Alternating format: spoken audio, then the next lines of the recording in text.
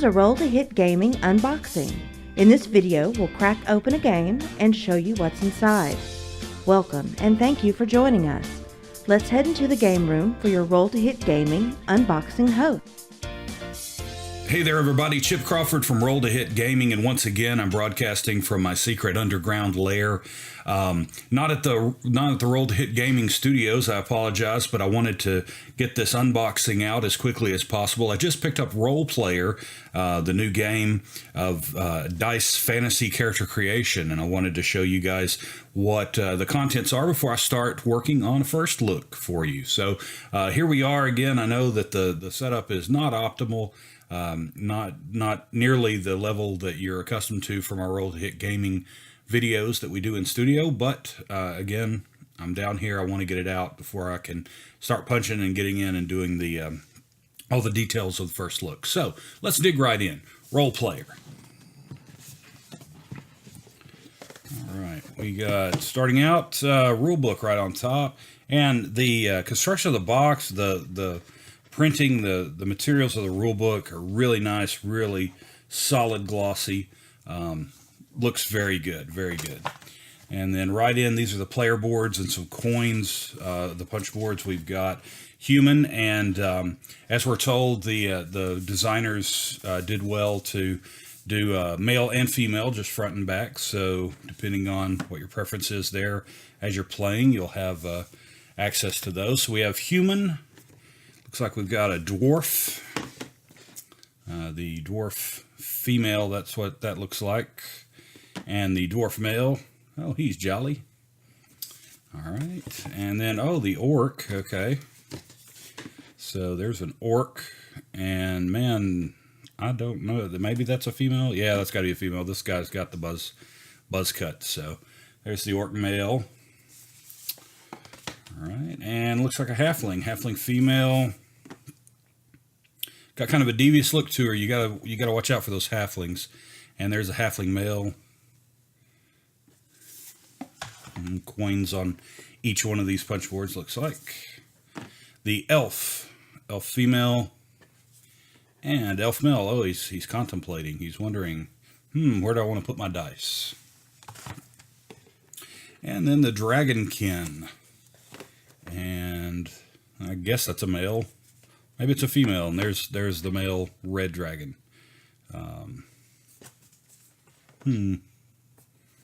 I'm going to guess that either side you want to play on that one. All right, and then back into the box. Of course, we have huge bag of dice, all types of colors.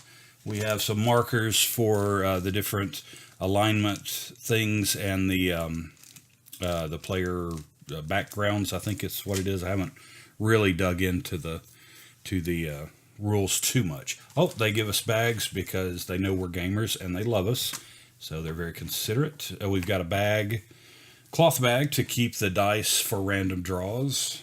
If I can get that on camera so y'all can see it well. Okay, and that, and then we have a few decks of cards. We have, looks like these are the trait and the market cards and some traits. And then these look like we have some play sequences and some, these are the initiative orders, I believe.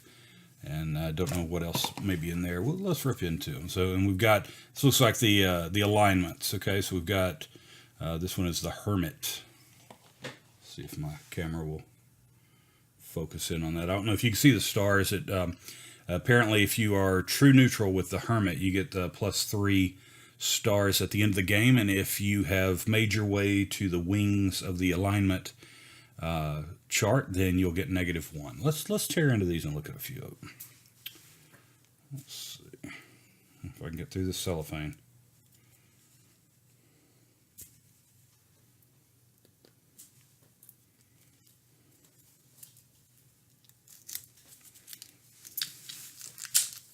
There we go. He made it. He got it.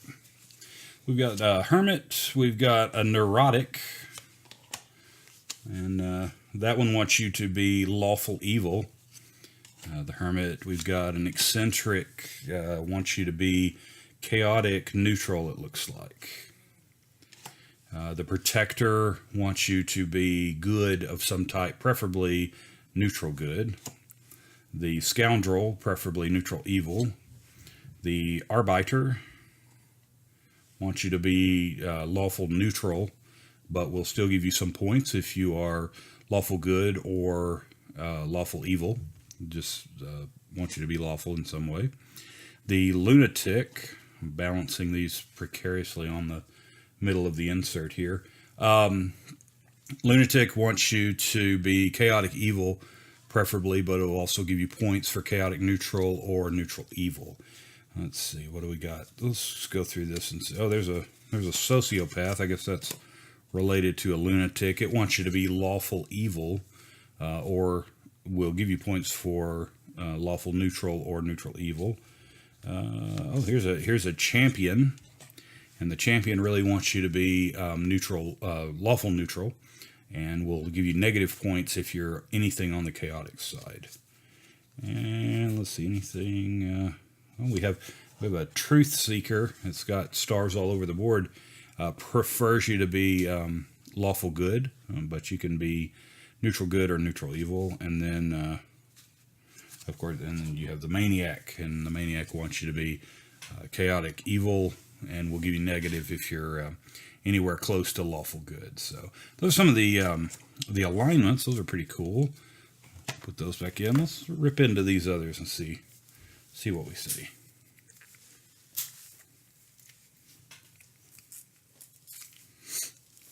I'm having better luck with this one, I think. Oh, you can hear it. Oh, the crack of cellophane. Okay, yeah. So these are the used for initiative in some way and picking up the dice. And then so then we're going into, put those down here. Then we go into the different classes. I got you have sorcerer, and these are all double-sided based on the color of dice that you draw. You can see. Let's see if I can fan them out here. So as you're setting up, if I understand correctly, you're going to pull a dice, and if you pull a blue dice, then you're going to be a sorcerer or a wizard or something. If you pull the red dice, you get to choose warrior or barbarian. So you have warrior, barbarian, ranger, and druid are the green. You have bard and monk are the purple, I guess that is.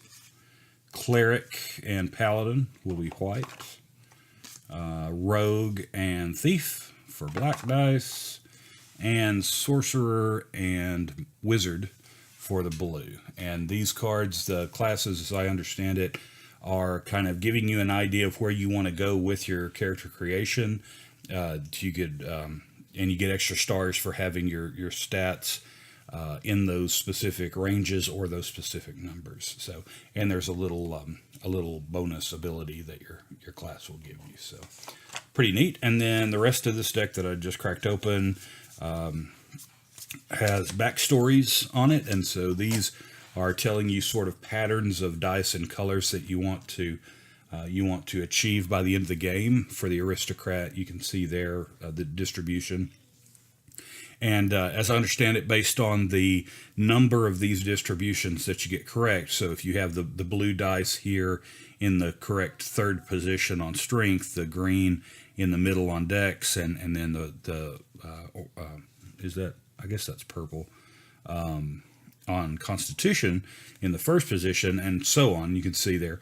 If you have those combinations in the right places, you'll gain extra stars based on the number. So if I have the blue, the purple, and the red, that's 3. I'll get, because I have 2 or 3 of them, I'll get 1 extra star. If I had all 6 of them in the correct position, I'd get 6 extra stars at the end of the game. And so some of the backstories are aristocrat, brawler, the chosen one, that's pretty good.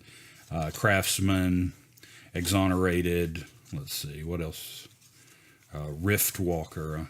That sounds pretty interesting there.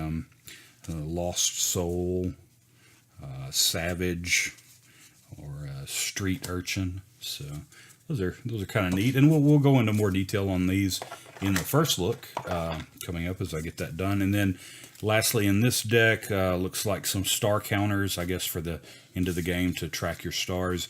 And on the flip side of those is play sequence player aids, telling you how the play sequence goes. So that deck, and then the final deck. Oh, the final one actually has the little ribbon to pull it open. If I can get the fingernail underneath it. And this looks to be some market cards. Well, come on, fella. Man. There we go. Did I get it? Yes, I did.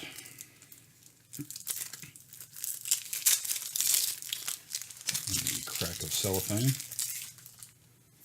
Okay, and let's see. So these are market cards. Are they all market cards? Yes, they are. So all of these are market cards. Here's a trait famous. Looks like we have a number of traits. You have dedicated, a skill, diplomacy. There's some armor. What else do we see in here? Different types of armor, skills. You can cure wounds or intimidate someone, or you can intimidate them while you're curing wounds. I suppose that would be interesting. More traits, and then some weapons. We have the heavy crossbow, the quarterstaff, longbow, jeweled. Oh, there it went. Jeweled dagger, and others, longsword, and other things like that. So there you go, guys. That's we always do. Let's set these aside just to see if there's a surprise under the insert. The insert is fairly tight in here. And nope, no surprise under the insert, so that will most likely get thrown away rather quickly, but for now we'll put it back in. There we go. So guys, I hope you enjoyed the unboxing of this. Like I said, I just wanted to get it out quickly for you. I apologize once again for not being at the Roll to Hit Studios under the better conditions for recording, but I hope you enjoyed. If you like the video, feel free to subscribe to our channel. Give us a thumbs up. If you've got some comments, please, by all means, let us hear from you. Tell us what you think about Roll Player, if you've had some experience with it, or if you're anticipating picking it up at your local store or wherever you get your games from. Let us know, and let us know what you think about the game, and let us know what you think about the unboxing. So for Roll to Hit Gaming, this is Chip Crawford, and I will see you guys next time. Thanks a lot. Thank you for joining Roll to Hit Gaming for another unboxing. If you liked what you saw and want to see more, please click the like and subscribe buttons. Find us on Facebook and Twitter. Join in the conversation in the comments below.